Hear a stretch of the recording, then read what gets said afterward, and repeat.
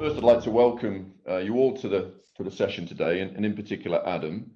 And maybe Adam, you can talk about specifically what you see as some of the major challenges that have been facing public sector organisations around digital transformation, and why your services have been in such high demand.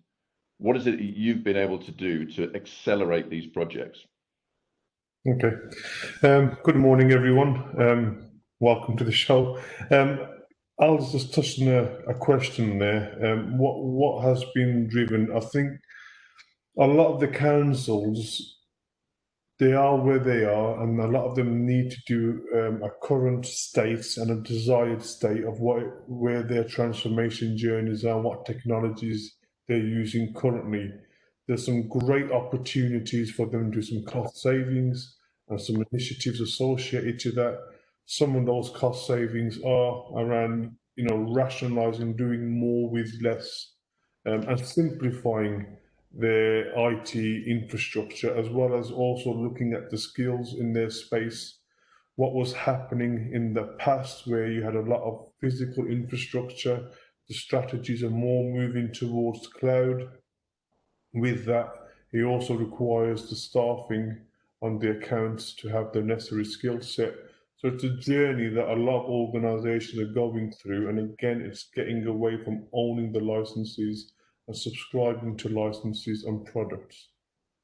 So if we talk about digital transformation within public sector bodies in particular, talking about local authorities, given the current background to do with the COVID-19 situation, I read somewhere recently that 85% of all local authorities are facing some sort of budget shortfall at the moment. We're seeing the fact that their revenues have declined in some instances. So, for example, business rates, leisure facilities are closed where they made money. Even things like car parking revenues are down.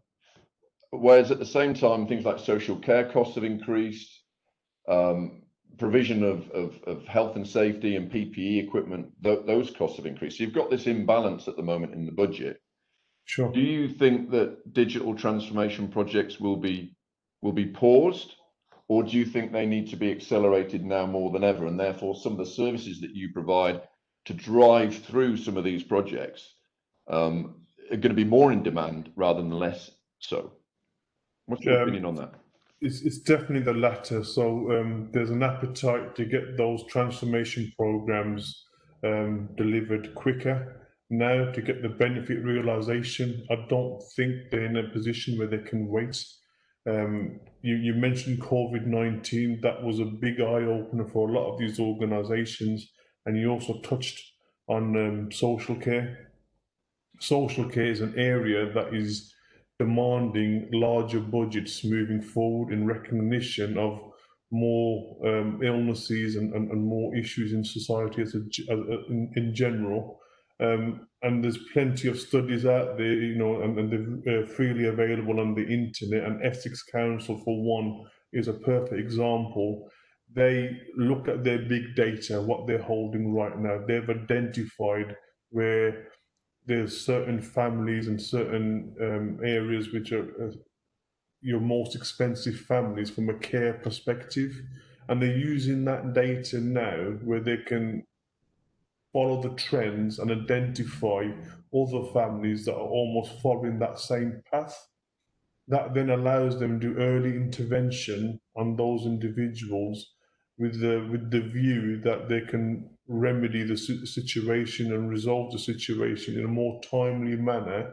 Otherwise, as the clock ticks and as the timelines move along, these individuals can become from 1 hour, 2 hours a week of social care to almost get into a state where they're fully dependent on the social care system. And this is where predictive analysis and data really plays a big part to reduce and cost avoidance coming down the line. So what you're saying, it's a well-known fact that social care is taking up an ever bigger slice of the available budget that local authorities have. And what you're saying is that digital transformation or data analytics projects around social care in particular is helping to manage that budget or enable those authorities to keep a lid on some of that growth around social care costs. But to your mind, what is preventing more councils from being that agile and being able to do these sort of projects with social care? What are the common roadblocks, the obstacles that's preventing councils take advantage of some of this new technology? Is it a technological problem, or is there something else that's getting in the way of these projects? How do you start on a journey like this? I mean, you get brought into an organization to make some of these changes happen. Where do you start? Can you give the audience and give the listeners today some idea of the steps that you would go through? I always capture where are we current right now? What is your current state? And that is a number of initiatives that you kick off. Is you look at your continual service improvement plan, you look at the process maturity on the account when it comes to your backups, when it comes to your data, when it comes to your processes. You rag status those in a red, amber, and green. You put actions in place to make the reds and amber a green, and to keep the green a green. That's the one that most people forget. But with these continual service improvement plans, you are basically looking at across the organization anything that touches from an ICT and a business point of view to drive those efficiencies, and that then normally brings that cost savings alongside it. How do you drive those? How do you drive that through, though? I mean, what are the barriers that stop you making? I mean, is it just a case of flicking a switch and these things happen, or what do you need to do to make these changes? What stops you making those changes in the first place? I think it's that business case. You need to present that business case. You need to show that where the proactive work really pays off, and it's like anything else with your software and many other software. It introduces automation. Why do you need to work hard when you can work smart? There's a lot of opportunities on every single account where you can work a lot smarter rather than harder. Okay, so we're talking about local authorities wanting to transform their business, digital transformation, if you like. They want to do more proactive projects with the data that they have available to them and get more insights from that data. The area that we've been working on together, because the Predator business, as you know, is about securing data, making data more available, taking back control of data protection. When you go into a council, typically what do you see in terms of the attitude towards what we call data defense? This idea of having a stable, secure layer of data management in place. What's the attitude typically within councils towards this function of information technology? It's fair to say that everybody values it, but how often do people open the bonnet and look deep into it and assess the reliability of that data, the accessibility of that data, the security around that, the governance around that?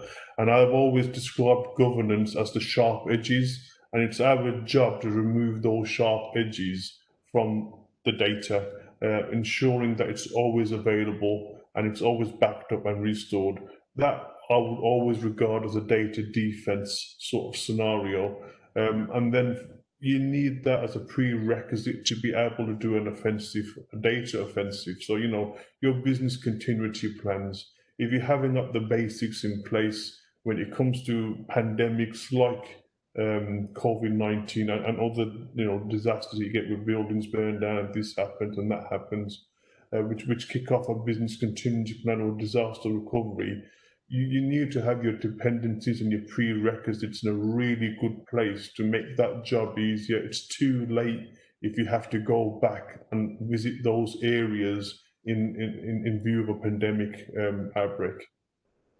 So you're saying that people see data management, data availability as highly important, but it's also seen as a bit of a burden and a bit of a cost.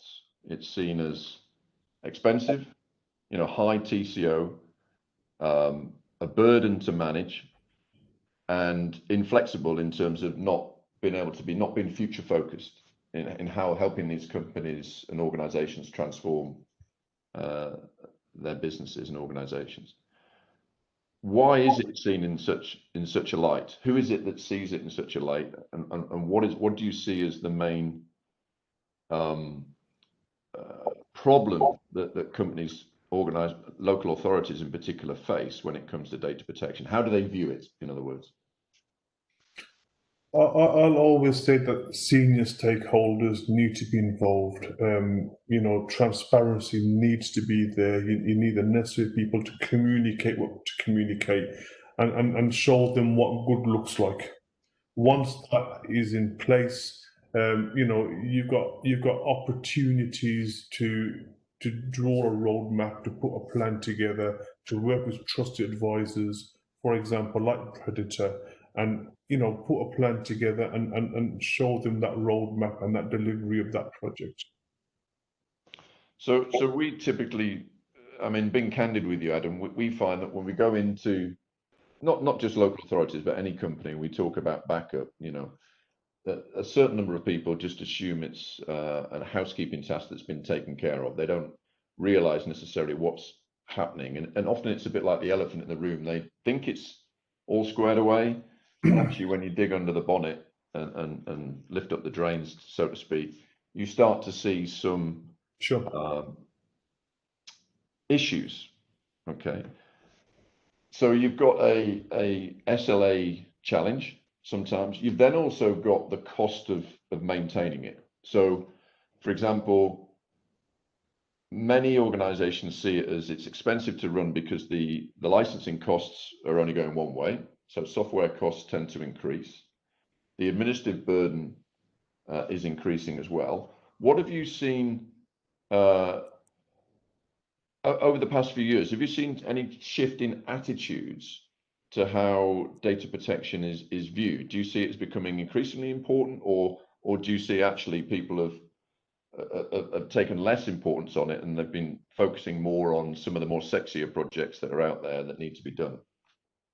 I agree with you. Backup, sometimes it is seen like almost like a utility. You just expect it to always be there. Yeah. Like I said, it takes that action to lift up that bonnet and have a look deep down and see what is there. I think that's a point where a trusted advisor, a company like yourselves, and a head of IT or data center operations manager normally typically sit together and work through these elements and bring to light what your red, ambers, and greens are, and then agree those next steps of what need to happen in order to make them all green. I think proactive measures like you said, testing your restores, testing your backups, ensuring that your dashboards are in one place, they're consistent, they're easy to read. I've seen reports, years ago where they're almost like Unix commands just coming down a screen. They're not very easy to read, but in this day and age, I think the user interface, the graphic user interface of applications has improved so much more that at a glance, and because there's consistency in that report and because it's automated, you can read the report quite easily. How you've recently been working at Warwickshire County Council. Can you tell us a little bit about some of the work that you've been doing for the council, not just from a data protection point of view, but more broadly speaking? Sure. What did you see when you arrived there, and what were your prioritized projects?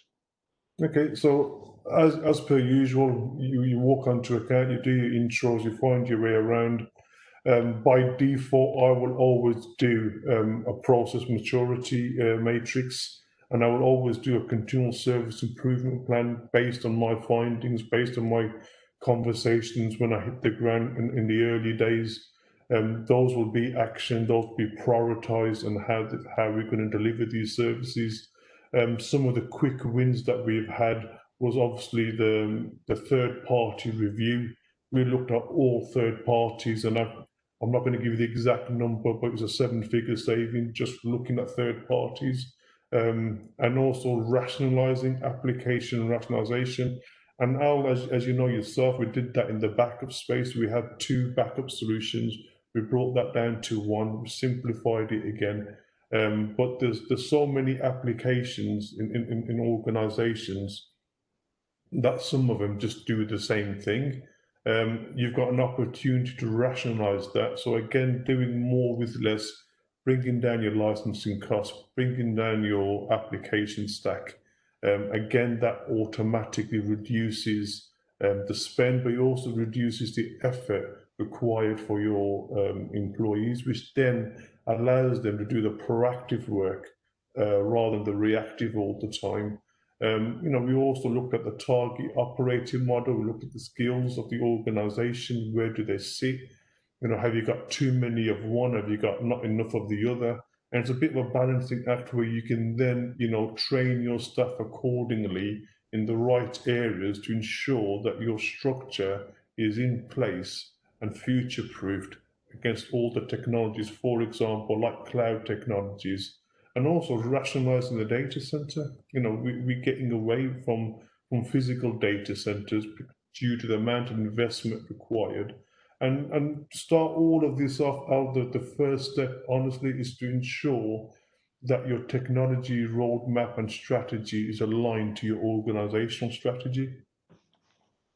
So it sounds to me that you start off probably in the early days doing quite a lot of spreadsheet work where you're looking at costs and itemizing those costs before you really start talking to looking at the processes and the people. You're just looking at what have I inherited, probably looking at more of a supplier review to see if there's any simple quick wins that you can get, rationalization across the board.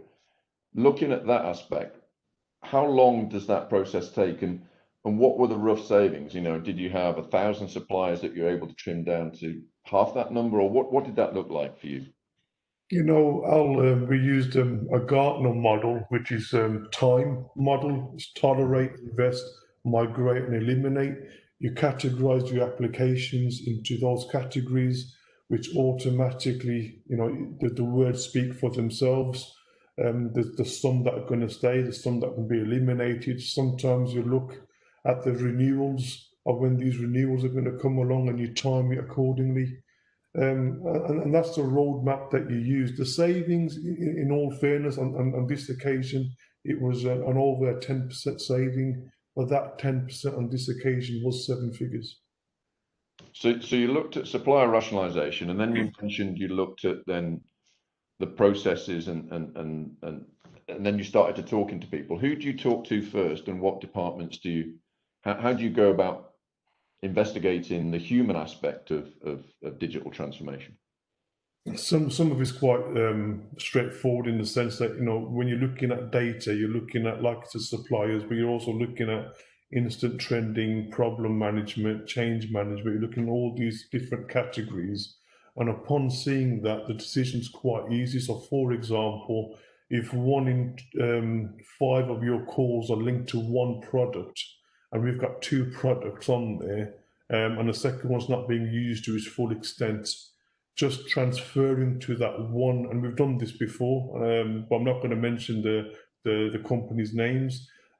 We've transferred from that one supplier to the second supplier, and it automatically took away 20% of all your incidents that came into the service desk. Wow. Okay. So the net effect has been, a more calmer environment. People have been able to get on and do more proactive jobs rather than just firefighting every day. Yeah, correct. So that automatically would improve your call answer rate. It also automatically improve your ICT service. It frees up the staff. And again, I call it working smarter rather than harder. And just having that, and it's a manic task to go through, but it's one that is so fruitful and so beneficial that everybody welcomes it. Mm-hmm. So you didn't get any pushback from anyone. No one was upset with the work you were doing. No one was threatened by it. I mean, did you face any obstacles from a bureaucratic point of view? I've always shared the end goal. Now, that might not be as clear to some along that journey, but as you're going down that journey, it becomes more and more transparent, and people see the real benefit. And again, when we're introducing these technologies, as you can imagine, they're normally state of the art technologies. They're normally the way the industry is going. And with that, it actually improves the skill set of the staff on the ground and also from a job prospect perspective. Okay, so let's drill into, backup and recovery. It wasn't probably no more than 10% of your project workload that you needed to worry about, but specifically, what was wrong with the backup and recovery processes or the suppliers? What did you see when you first started to look into this particular area at Warwickshire County Council? There was a lot of placing, a lot of work was happening, but like always, there's always an opportunity to look into things. We got a lot of data duplication because again, looking at the licenses, as you know yourself, some is linked to CPU usage, and some of it is linked to storage usage. And if it's linked to storage usage, it's in your interest to take away the data duplication, to rationalize your hardware, to rationalize again your applications, because if you've got 2 or 3 applications that are doing the same thing, again, you've got 2 or 3 instances where they've got duplication of data. So these are great opportunities again to bring all that work in. And again, I always advise people is please use a trusted partner. They're there for a reason. These guys' bread and butter is backups, it is restored. That area is always changing. The licensing are changing, the technology is changing. Touch base with a trusted partner. They will do a lot of the work with you and work alongside you and ensure that you're using industry best practices. We find that a lot of customers, when they look into backup and recovery and you ask questions, they say, some of the common words that we hear is, the backup and recovery processes are overtly complex. It's quite an opaque process. And it's seen, there's a lot of legacy baggage there. There's a lot of systems that are in place for many years and maybe aren't transposable to where the business the direction of travel it wants to go in. So you've got this concept of complex, opaque, and inflexible. How do we get to a point going forward where it's the opposite of those 3 things? It's simple, transparent, and future focused. Taking one of those points, the transparency, how visible to you was the state of the backups when you first came into the local authority? It's an area I've always been close to. I've worked in quite different organisations where data is key. Councils are no different to that. If you look out there in society and wider, there's companies out there that don't sell anything, they don't buy anything, they don't offer a service, but they hold a lot of data.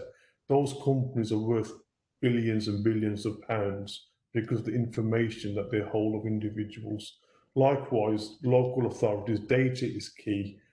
So I would always advise that, in organisations, you need to concentrate on your backups. The fact that you have to go to someone and say that your data is not backed up, it's a very uncomfortable scenario to be in, one that I've not had the pleasure of being in. But at the same time, it's your worst nightmare. And, you need to be able to sleep at night. You need to ensure that you do a continual service improvement plan and you look at your current state. And like I said, just be as transparent can be. And that will also enable you then to turn that red into an amber, the amber into a green, and again, keeping that green a green. And what did you do? And in particular, working with us, what did you have to do? What did you need to buy anything to make that sort of come about, that idea of simplicity, high visibility, and future focused? What did you put in place to make that happen. From a backup perspective, are you talking about? Yeah. So I honestly, I've used Predator before in the past at other organisations. I know the benefit of it. I've seen the benefit of it. For me, it was making contact with yourselves, bringing you on the ground. And as you know, on that particular account, we actually changed our licensing model from CPU based to capacity based in joint agreement, because it made sense. We got a 20% saving on the back of that. We also got automated dashboards. We've got smart dashboards, and I'm going to say there's an improvement on the daily backup reports. And again, the other benefit of that, Al, is that you're at the end of the phone. You've got support staff that we can pick up the phone to and contact. Not every organisation has that, and they don't have a trusted advisor and a partner on the ground. And from the licensing point of view, that means now that we've capped no more inflationary increases of licenses by the vendor. We've removed the fear of license audits, moved you to a OPEX based, more of a cloud based, subscription based model, software as a service. So you only have to pay for what you use. So if your usage goes down, your occupancy goes down, your monthly bills will go down, and obviously vice versa. But it's a fair model, so you're paying only for what you use as opposed to what you may have purchased 3 years previously.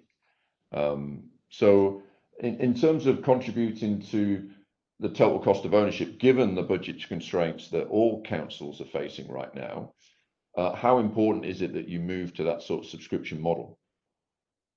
To me, it was as clear as day. The subscription model allowed us to be flexible. It allowed us to, be agile, a bit like the cloud technologies. If you need to grow, you grow, and if you need to shrink, you shrink, and you're getting the reward and the savings of that maneuverability. But then he also encourages doing workshops, doing marketing strategies within your organisation, advising customers to get rid of data they don't need, to rationalize on data duplication. There's been so many cases where server teams have gone into file and print areas and saw 7 copies of one file or one document. And this allows us then to do those proactive measures to eradicate those risks. Okay, great. Well, thank you for talking through some of the work you've been doing, both at the wider level, digital transformation across the councils, and then drilling into specifically data protection and backup and recovery.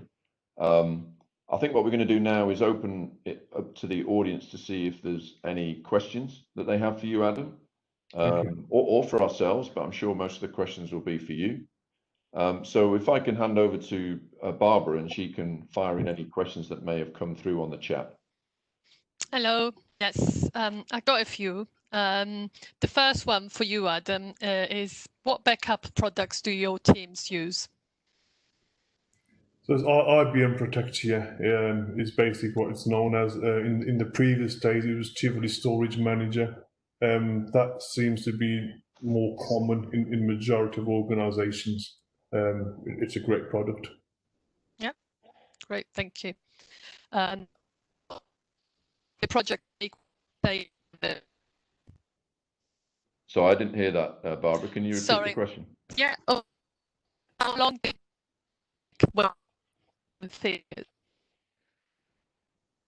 Oh, 7 figures. Sorry. Yeah. Okay. So it's my. Sorry. No, it's fine. So with that, we engage with a consultancy that a PwC organisation. We consulted with them. We made the offers and the offerings there. It's a moving target, so that saving will come over in the financial year. But there's opportunities to always revisit and relook at that. It's a constant moving target. There's no fixed timeline. It will always. It's a project that's going to be forever going. And hopefully it's that continual service and third-party review I don't always put an ending to these, but what I do say is when by the time your renewal comes, you won't be doing those products moving forward. Just for my benefit, Adam, when you mentioned that when you looked under the covers and you saw so many suppliers and duplication of suppliers and products, and that first time period where you looked at that and recognized that there was some quick wins, some quick savings that you could make, how long sort of time frame does that take, that working through that process? I mean, are we talking about, it took you a year, or it took you like 2 weeks to come to the realization that there was an awful lot of money to be saved simply by collapsing down the number of suppliers? What sort of time frame was that for you? I'd say you can catch the low-hanging fruit within days, and then obviously from there, from maturity perspective, you can go on for about a month going through. But it depends on the size of the organisation, the number of suppliers. But it's well worth it. I mean, there's organisations out there that they've had suppliers for that length of time, and they've almost the numbers of changes has happened, and they don't know anymore whether that supplier is actually still contactable or not. They don't know whether the renewals are happening on an annual basis. So you will find some horror stories on those journeys, but it's not surprising to see that. It begs the question then, why doesn't this happen as an annual thing or even a quarterly thing, and people are continually reviewing it? Why do you think that you come in and all of a sudden this spaghetti of suppliers has happened? Why does no one look at it all the time? And that's the point I made earlier on when Barbara asked, what's the timeline? And I turned around and said that it's a constant review. You're always reviewing it every month. You're reviewing it as long as time goes on. There's another exercise that I do, the vendor improvement program, and that is basically looking at vendors, assessing them, and I make it quite simple, like a red, amber, or green. What is the relationship like? Is it a red, amber, or green? What's the commercial relationship like? What are the support calls like? Have you got age calls with that organisation? Are they 3 months old? Are they 9 months old? And again, when was the last time you saw that account manager? And believe it or not, on some occasions, if I said to you years, it's not a surprise to see that. So automatically that would be flagged as a red. That account manager would be contacted. They would be brought in. We're very transparent. We share the vendor improvement program with them, and we work with that vendor then to make them again along that trajectory of red, amber, and green, and get them to a good state. But we work with them very transparent. It's an exercise that I'm going to say to you, sometimes in the IT departments, people always assume, and not just IT departments, in businesses, managers have that assumption that they're good at stakeholder management and vendor management. It's not a given. There's no one there to mark their homework. And sometimes having those honest and clear conversations from these sort of exercises highlights that. And, again, you're using that as a mentoring exercise, working with those individuals to get them to where they need to get to. But they benefit from that at the end of it and see the fruit of their labour. Oh, thank you, Adam. Barbara, have we got time for one or two more questions? Yeah, there's another one, yes. So what areas of IT rationalizations are the biggest to go after, in your opinion? And does cloud help or hinder this? Good question. Straight away, application, hardware, and suppliers. If you rationalize those three, you're going to get some really quick wins. Does cloud help? Certainly it does. It's clear that getting tech in, it's not straightforward. By the time I order hardware, I have to go through an approval process, a purchasing process. Yes, go through a legal team, contracts will be signed, the items get ordered, they get shipped to you. You're talking nearly 3 months by the time you actually plugged it in, and the end users are benefiting from that technology because of all the red tape that's involved and the process involved.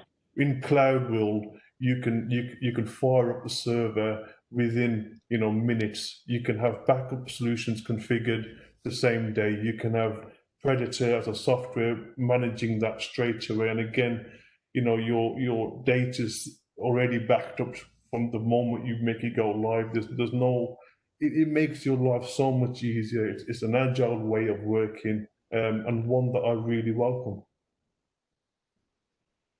Okay, thank you, Adam. Any more, Barbara? No, thank you very much. Okay, well, thank you tremendously, Adam. And I just wanted to promote a bit about what you're doing. A lot of the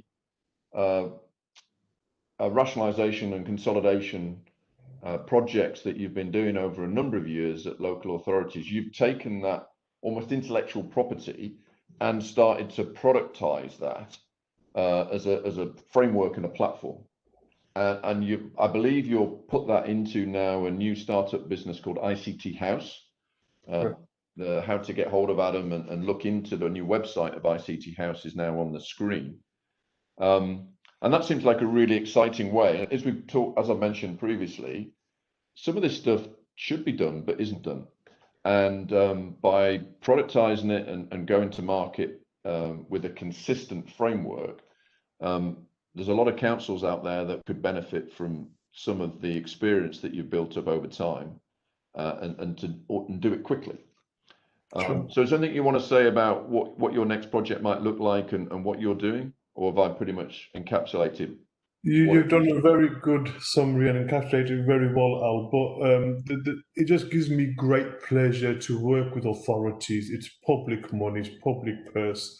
If I can save anything along that journey, it gives me great reward personally in doing that. And I know, again, it's something that's needed today, especially in light of the pandemic, especially about the article that you mentioned where 85% of councils are, in financial issues. This is needed now more than it was ever before. Okay, well, I second that. And, from experience of working with Adam, he's somebody that certainly gets things done. He knocks down some of those little barriers to progress.